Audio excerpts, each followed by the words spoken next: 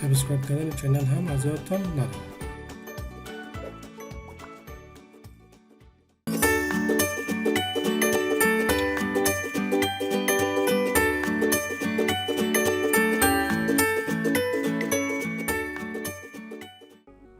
به نام خداوند متعال یک سیستم گذاری مسلسل نام استاتیکی داریم که دارای 4 وایه میباشه و وایه کناری 6 متر و وایه وسطیش 6 متر که به خاطر تحلیل این سیستم ما میتونیم که قدم اول سیستم واحدات از قسمت انتخاب کنیم که نظر به سوال ما تو فورس متر انتخاب میکنیم. بعد در تمپلیت بیم میایم.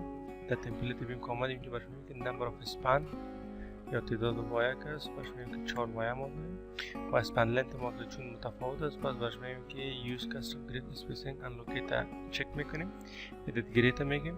بعد در دیسپلی گریدز از اسپیسینگ انتخاب میکنیم. وایه کناری 8 متر و وایه دو وایه وسطی 6 متر و وایه کناری هم 8 متر این انتخاب میکنیم. بعد باش میگیم که اوکی و بعد هم باش میگیم که اوکی. بعدا همین شکل برای ما در شکل 3D نشون میدم، شکل 2D که شکل 3D شما معاف میکنم و به این اساس شما میتونید که از رابر بند زوم استفاده کنید. این سوال که من به شما زوم این کنیم. به این اساس حالا شما میتونید که نظر به سیستم داداشایی که پیش ما است دو اتکای انجامی موقع است، اتکای سخت است، پس هر دو اتکا رو انتخاب میکنم. بعد در اساین مینو میم، در اساین مینو در جوینت میم، در جوینت در رسترینتس میم، در رسترینتس که است دی قسمت اتکای سخت انتخاب میکنم.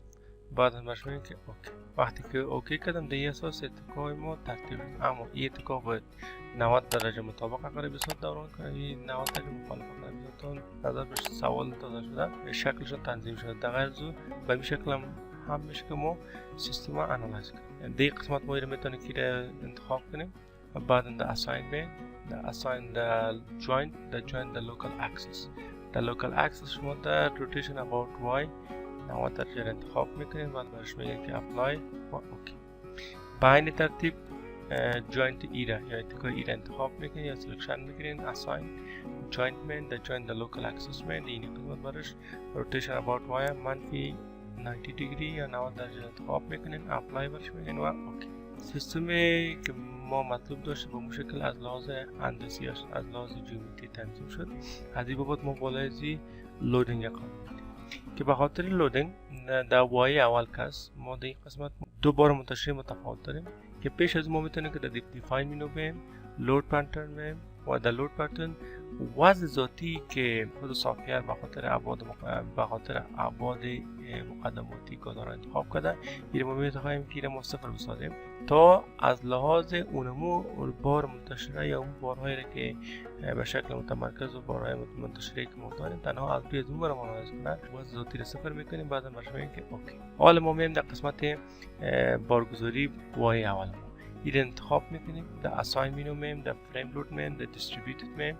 در distributed اینجا برش از relative distance from an eye off میکنیم و میم absolute distance from an eye on.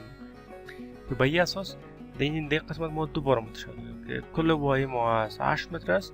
6 متر اولی ما که از 2 تن فورس بر متر عمل کرده و 2 متر بعدی از او که از 4 تن فورس بر متر است. که در این قسمت ما میتونیم بگیم که در فاصله صفری 2 تن فورس بر متر همین 2 تن فورس بر متر تا به فاصله 6 متری ادامه داره تا این هم 2 تن فورس بر متر فورس بار منتشر است که بعد از او از فاصله 6 متری بار منتشر دیگه شروع میشه که به اندازه 4 تن فورس بر متر است که تا به فاصله 8 متری 4 تن فورس بر متر ادامه داره که بعدا باشه میگیم که اپلای و اوکی. نظر به سوالی که ما مربوط و نظر به اون بارگذاری وایه اول ما بارگذاری شد که در قدم دومی وایه وسطی است که در این قسمت ما دو پوینت لود داریم که در assign مینو میم، در frame load میم، اینجا باشه در point load. در point load در این قسمت باشه میگیم که absolute distance from an eye انتخاب میکنیم. در این قسمت باشه میگیم که لود اولی یا پوینت لود اولی که بالای این پورشن عمل کرده در فاصله 2 متری است. پس در فاصله 2 متری در این قسمت باشه میگیم که 6 تن فورس و بعدا در فاصله 3 متری البته از قسمتی که از اتکای بی تا به لود که عمل کنه فاصله 3 متر است که در این قسمت باش میگیم که لود یا پوینت لود دیگه عمل کرده یه هم 6 تا در فاصله سیمتری 60 فورس بر متر دیگر هم عمل کردن که بعدا برش میگیم که اپلای و اوکی. حالا به این اساس در فاصله 2 متری و 1 متری از دیش پوینت لود های ازی هم اساین شد.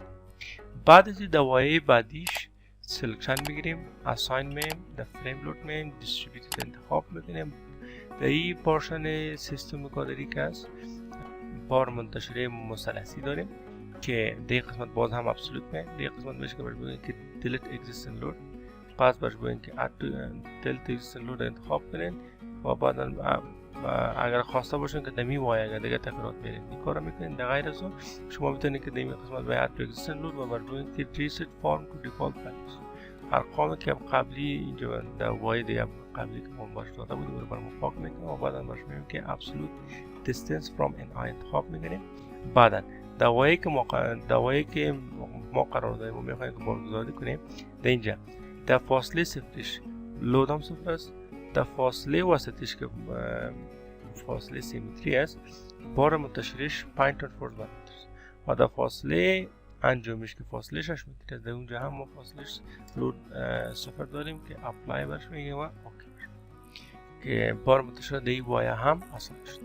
بعدا میایم سر وایه انجام این را سلکشن میگیریم که وایه 8 متر است، اساین میگیم، فریم لود، دیستریبیوتد. در دیستریبیوتد در قسمت باز هم برش میگیم که reset form to default values، پس برش میگیم که absolute distance from an eye.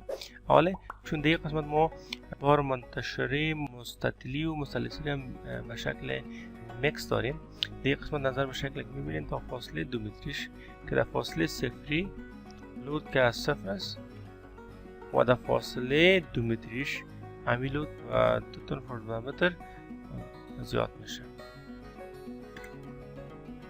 در فاصله 2 متری در قسمت ما داریم 4 تن فورس بر متر که از فاصله 2 متری الا فاصله 6 متری از قسمت اتکا تا فاصله 6 متری در این قسمت ما لود دیگه داریم که می لود 4 تن فورس بر متر ادامه داره که بعداً از فاصله 6 الا 8 پس در فاصله 8 متری پس صفر میشه. پس برش میگیم که اپلای و اوکی.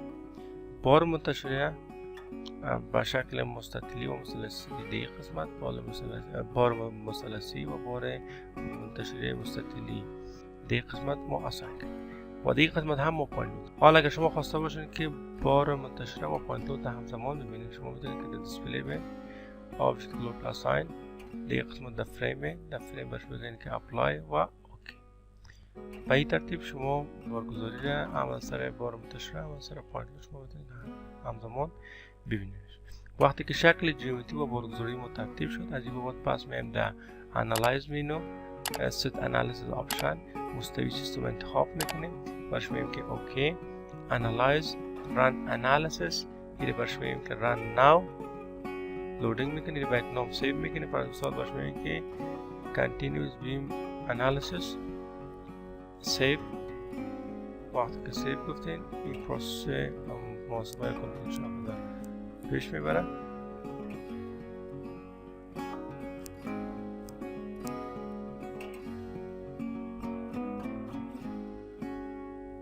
وقتی پروسس انالایز تکمیل شد بعد شکل دیسپلیسمنتش براتون نشون میده که بعدا اگر شما خواسته باشین که عکس العملش چک کنید شما میتونید که در دیسپلی بین در دیسپلی شو فورس استرسز جوینتس بین در جوینت باش بگین که اپلای و اوکی یک عکس العملش براتون نشون میده. اگر شما خواسته باشین که شیر فورس و بندینگ مومنتس چک کنین دیسپلی شو فورس استرسز فریم کیبل تندنس یا راسان F8 چک میکنین. اکسل فورس چون قوی فوقی موبایل سیستم ندارین اپلای قوی فوقی براتون نشون نمیده. اگر خواسته باشین که شیر فورس براتون نشون بده شیر فورس رو شیر تو میبینین شو ولیوز اگر کلیک کنین براتون ارقام هم نشون میده و یوزر دیفاین دیگه قسمت برش اگر چون میخواین دیاگرام با سیستم شکلی براتون نشون بده یک علامه منفی 0.25% برش انتخاب میکنین اپلای و اوکی. یه دیاگرام شیر فورسش میباشه و بعدا اگه شما خواسته باشین که دیاگرام بندینگ مومنتس چک کنین از این طریق هم شما میتونید که با یک کلیک کنین فریم کیبل تندن کلیک کنین و یا میتونید که راسن F8 کلیک کنین باکس دیسپلی فریم فورسترس براتون آن میشه که به اساس شما پس مومنت ریتری میتونید انتخاب کنید، اتوماتیک انتخاب کنید، شو ولی انتخاب کنید، اپلای بگید و اوکی. این دیاگرام مومنت براتون شد و عین ترتیب شما خواسته باشید که بخواید که در نقطه مشخص شما مومنت کار دادین توسط کرسر هم میتونید یا میتونید که یک لفت رایت کلیک کنین. در این ترتیب میتونید که در قسمت شو ماکس کلیک کنین قیمت های اعظمی رو براتون نشون بده و بغیر از اگر شما خواسته باشید که توسط کرسر هم میتونید که براتون موقعیت مشخص انتخاب کنید و شیر مومنت یا دیفلکشن مشخص مومنت چقدر است و یا میتونید که فاصله رو مشخص بگیرید در فاصله 4 متری مثلا چقدر یا مثلا در فاصله 2 متری مثلا چقدر. این ترتیب شما میتونید که سیستم های گادری مسلسل نامه این استاتیکی را تحلیل نمایید.